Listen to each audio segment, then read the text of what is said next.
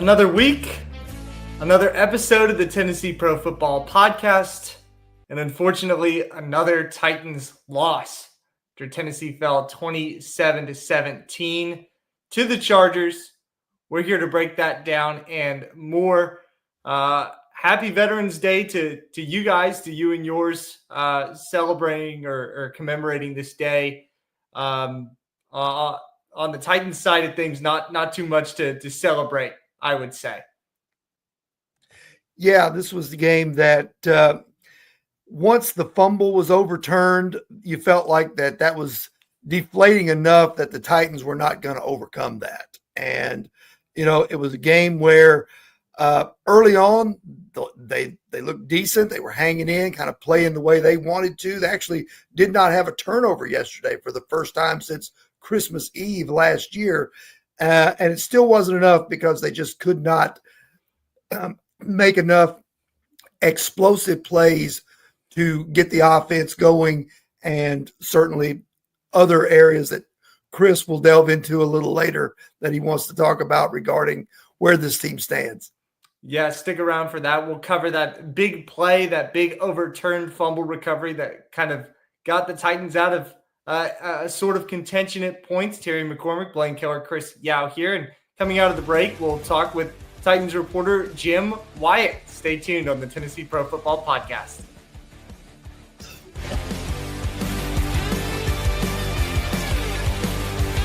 Being a part of a cooperative is being a part of something bigger. Farm Credit Mid-America is a customer-owned lender that specializes in agricultural financing for farm real estate, operating, and farm equipment. A unique benefit of being a part of the Farm Credit Mid-America Cooperative is our patronage program, which has put over $1 billion back in our customers' hands over the last 7 years. That's the power of a cooperative. Visit us at fcma.com to learn more. I own the land. I farm the land. Together we're farmers.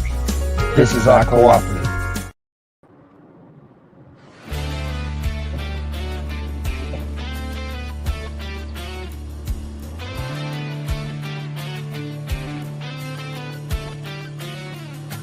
Terry McCormick, Blaine, Kellar, and Jim Wyatt on the road, back in on the Tennessee Pro Football Podcast. Jim, thanks so much for joining us today.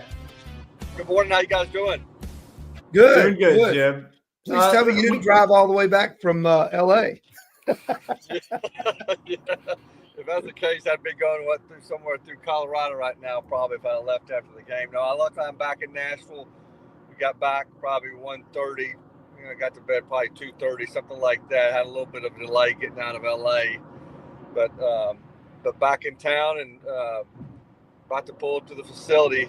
I know we got a press conference with Brian Callahan today to kind of go over another tough Titans Sunday.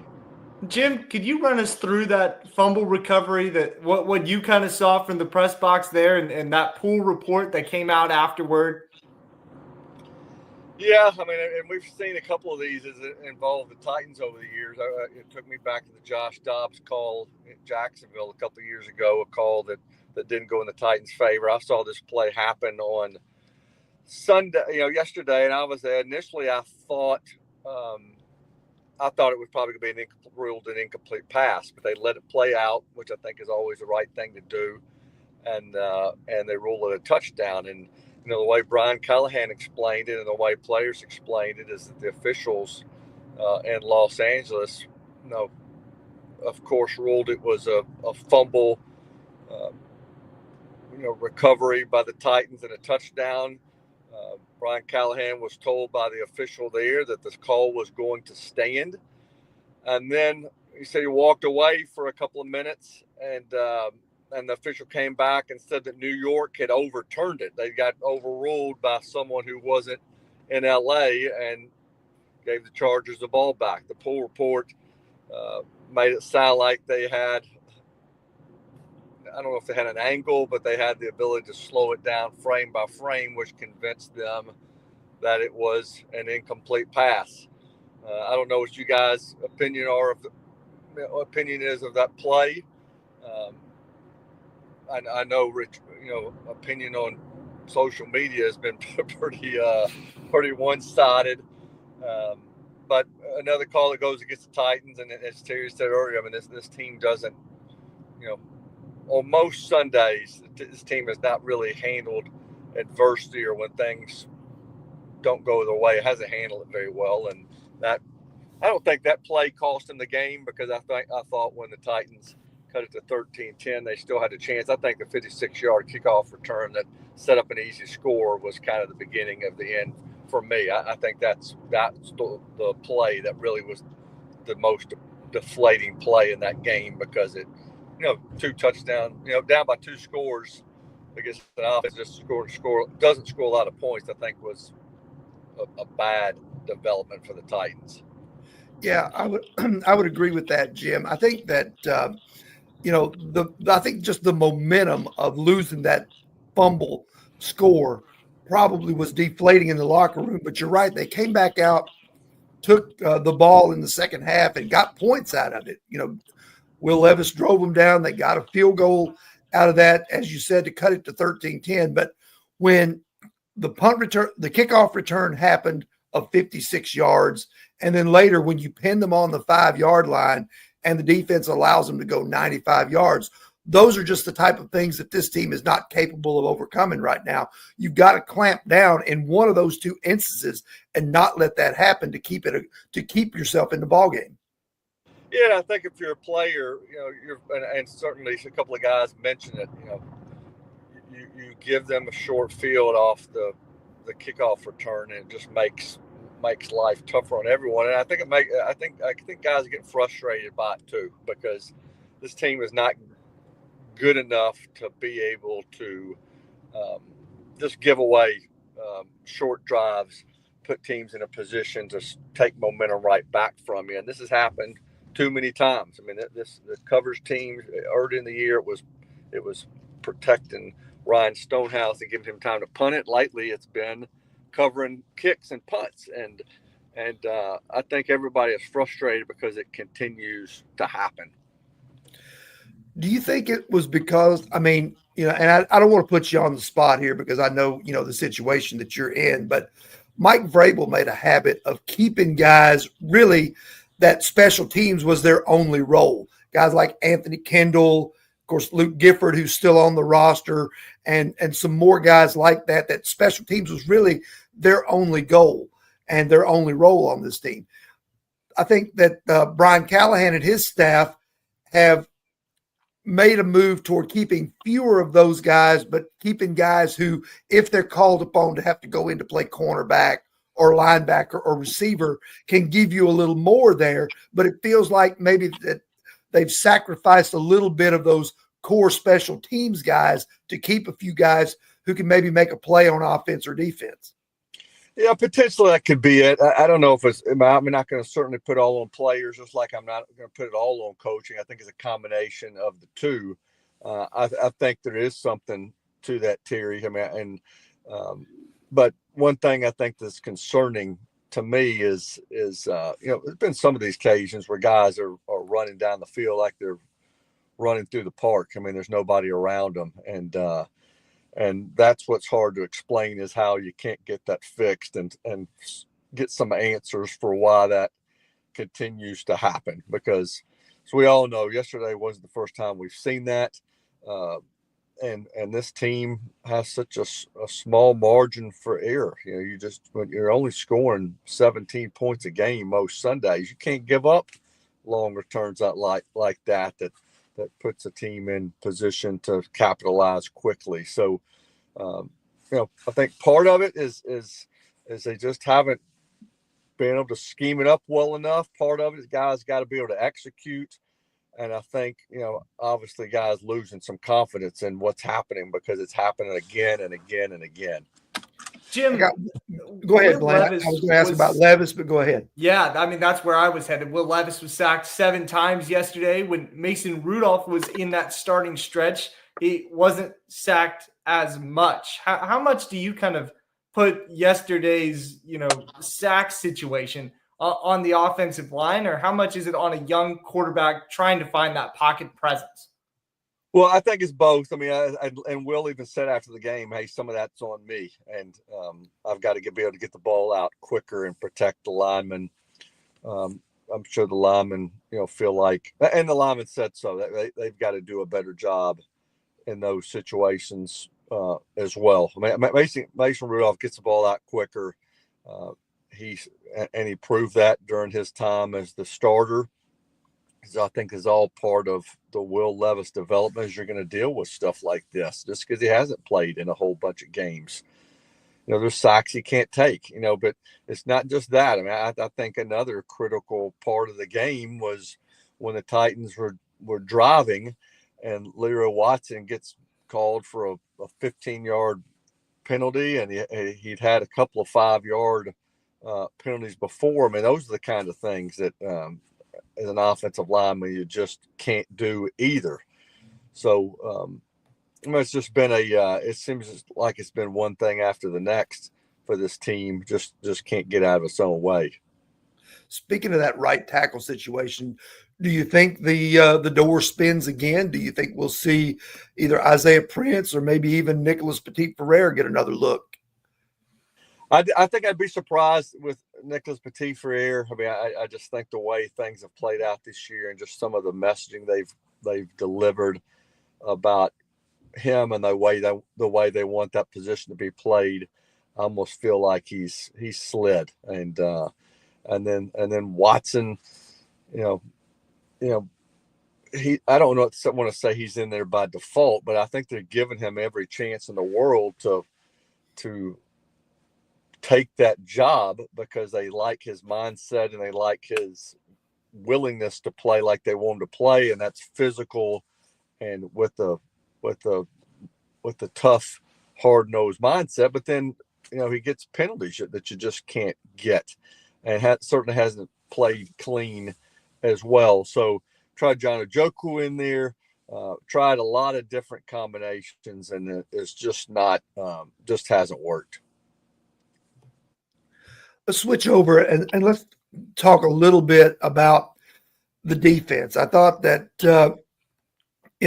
they were up and down. Had they gotten the fumble, the scoop and score, had that stood, I think that a lot of people would be singing the praises of the defense today. But as it was, it felt like yesterday that they were just a little sluggish at times, and they allowed the Chargers really to play the style of ball that they wanted to play, which is grind it out and take those 10-play, 80-yard drives and whatnot and go the length of the field. And they got a couple of stops in the red zone, but they really couldn't, other than the one that was taken away, they really could not get the momentum-changing play that this team needed to kind of keep this team close. Yeah, and the way they beat the Patriots the previous week is by getting the quarterback, sacking them 4 times, and creating turnovers. Getting 3 yesterday, didn't sack the quarterback once, only credited with 2 quarterback hits. You mentioned the 95-yard drive. You just can't allow that to happen.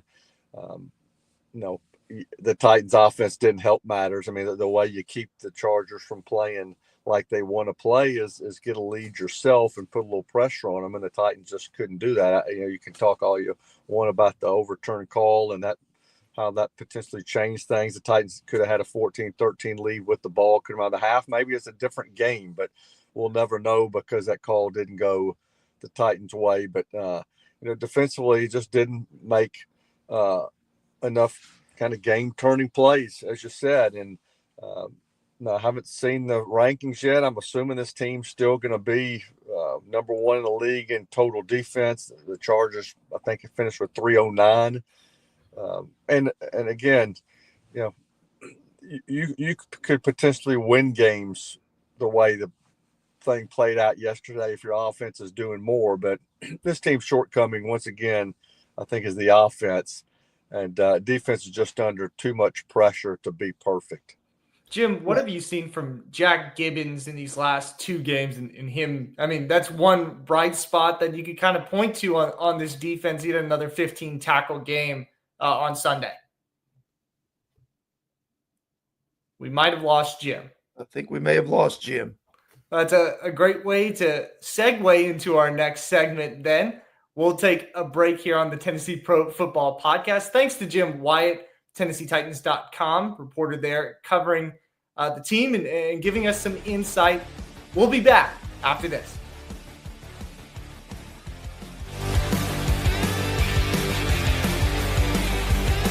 shoots, and he scores!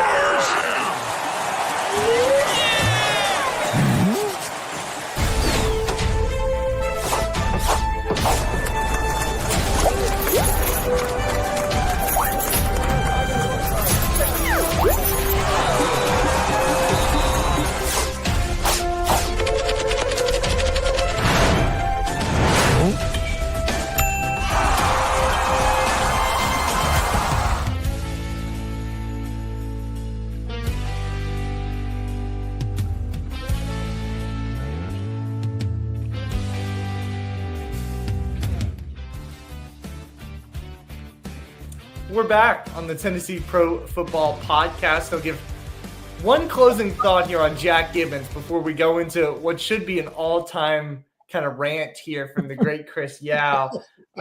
Dr. Gibby, 15 tackles on Sunday. In his last two games, he's had 29 tackles, guys, at the linebacker spot. I think, in my opinion, personally, he outplayed Kenneth Murray yesterday, who kind of struggled in pass coverage, but maybe the trading away of Ernest Jones wasn't the worst thing in the world because it's allowed Jack Gibbens to kind of thrive in this role as a starting linebacker. Yeah, I think if I were going to levy a criticism at the linebacker core, it's that neither of those inside linebackers, be it Gibbons or Murray, is really adept in pass coverage. They're both kind of a liability there.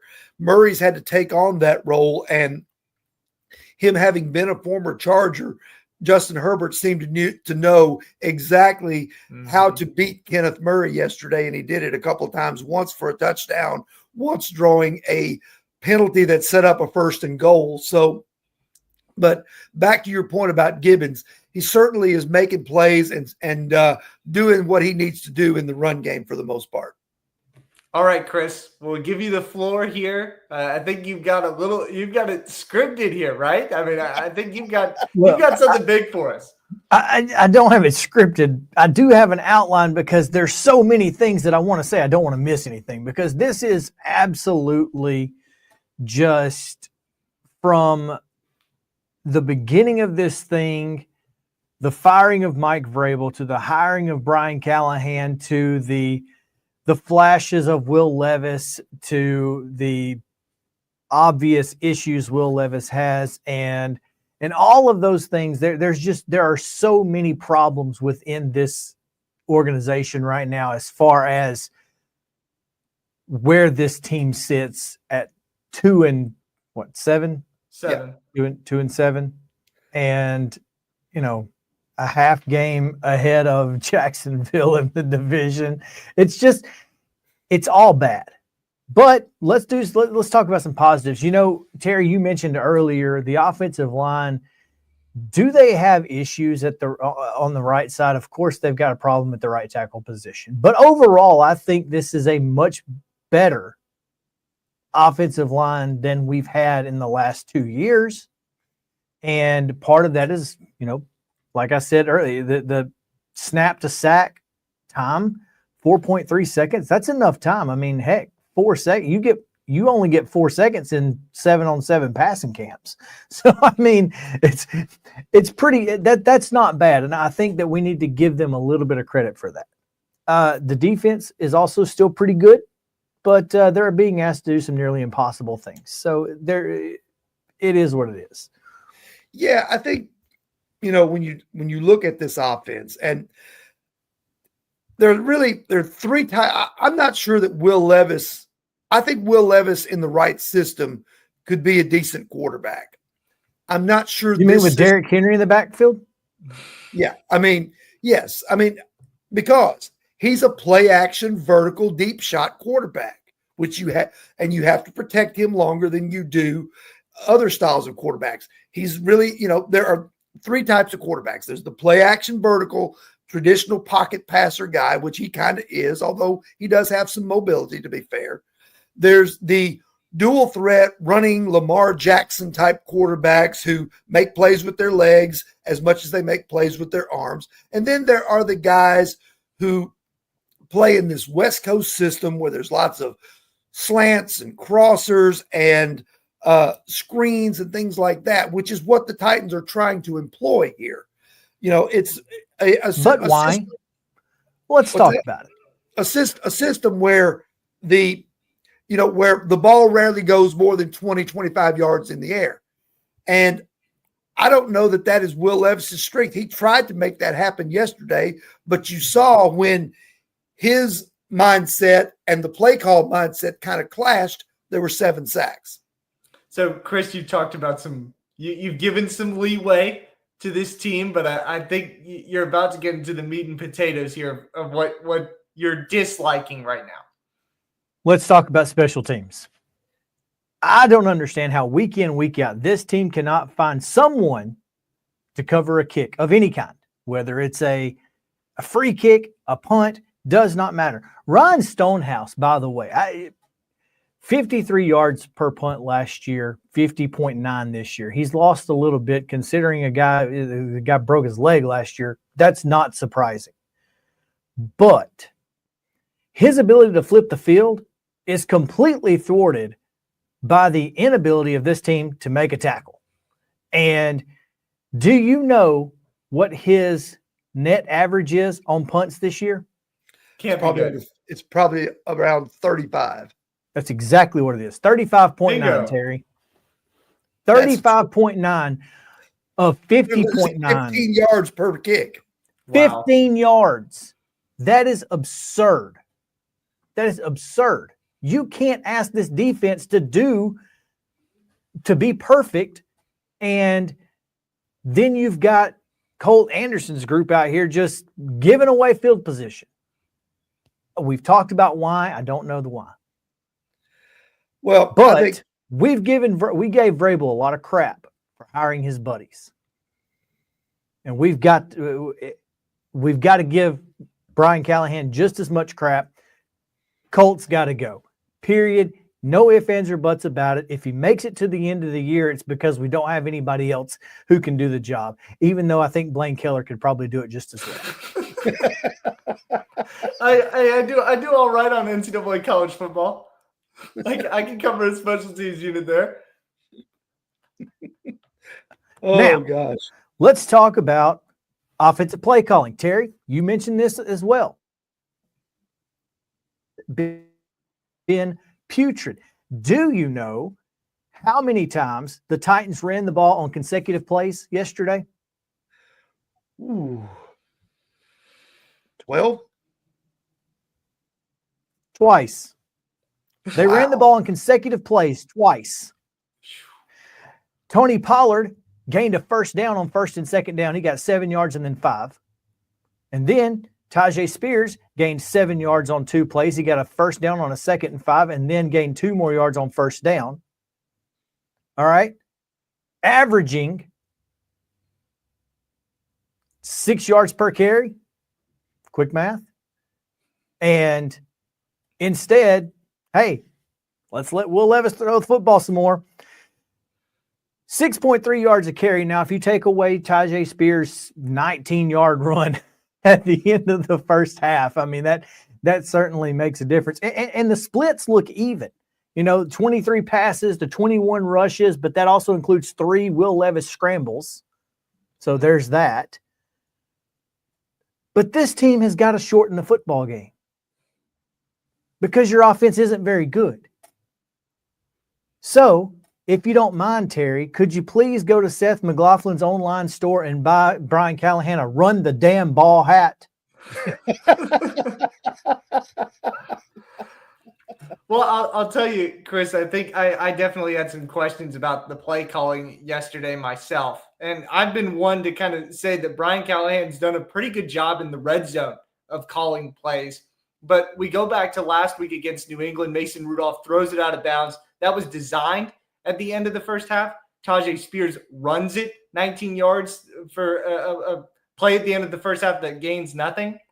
And then there's the third down inside the 10 of LA where Josh Wiley's on the outside looking for a pass interference call. I don't know if that's really what – it's a 3rd and 3. Well, that was a bad throw. If he throws that back shoulder, it's a touchdown. If he throws that to the front pylon, it's 6 points. It's a 3rd and 3, though, and I think it goes back to your point that they could run the ball with Pollard there and pick up 3 or 4. run the damn ball. Now, here's my biggest issue. Bottom line. I've heard it. I've repeated it. I've said it a gazillion times. The mark of a great football coach can be pinpointed to one thing, and that is being able to go into the locker room, make adjustments to what you've seen and what you've done, and be better in the second half. Brian Callahan is emphatically worse in the second half of football games as a head coach, as a play call. I don't know who's playing. Who calls the plays? Brian does. As a play caller, as an offensive coach, as a head coach, he's emphatically worse. I don't know how to fix that. I don't know if he can fix that. The Titans have scored 7 first-quarter touchdowns, including yesterday, only the second time Los Angeles has given up a first-quarter touchdown all year. It was a pretty drive, too. Great drive, good throw, play action, deep pass, one-on-one coverage. When everything is perfect for Will Levis, he looks really good. Let's be honest. But that just proves that, as I told you, Blaine, off the air, Brian Callahan is very good at scripting plays. He's very good at scripting those first couple of drives and showing what he did in film study up to that point. He's really good at it. Unfortunately, those 7 first-quarter touchdowns are matched by 7 second-half touchdowns. Ouch. In the entire second half, they scored 7 touchdowns. And here's the thing. Garbage time touchdown yesterday, garbage time touchdown versus the Packers, and then 2 touchdowns versus Miami. That's 4 of the 7. Yeah. He's emphatically worse at making adjustments at halftime. He's got to figure it out, because otherwise, I don't know how much money we're paying Mike Vrabel. I don't know how much money we have to pay Brian Callahan, and I'm not sure if the Milwaukee Bucks are going to walk in and help us pay it a little bit, because they're clearly fine with paying fired coaches. But Jeremy Foley and Henry Kissinger said what must happen ultimately should happen immediately. And at this point, I'm not sure that Brian Callahan deserves this job. Chris is calling for the head. He is. He's going for the jugular here. I'm not ready to go to that point, but I will agree with you that this offense just seems to go into hibernation for about 2 quarters every game. Usually the second and the third quarter, or sometimes the third and the fourth quarter. But it goes into hibernation. And I don't know, some of that is penalties. Some of it is sacks. We saw it yesterday. Yesterday was not a problem with turnovers or drop passes. They finally did play a game without that happening. But still the same result, 17 points. And by early in the fourth quarter, they're out of this game and they're not coming back. So I put a lot of this, it's a culmination of everything. This roster's not very good. This coaching staff, is not making all the adjustments that need to be made. To me, this thing has no identity right now except being bad.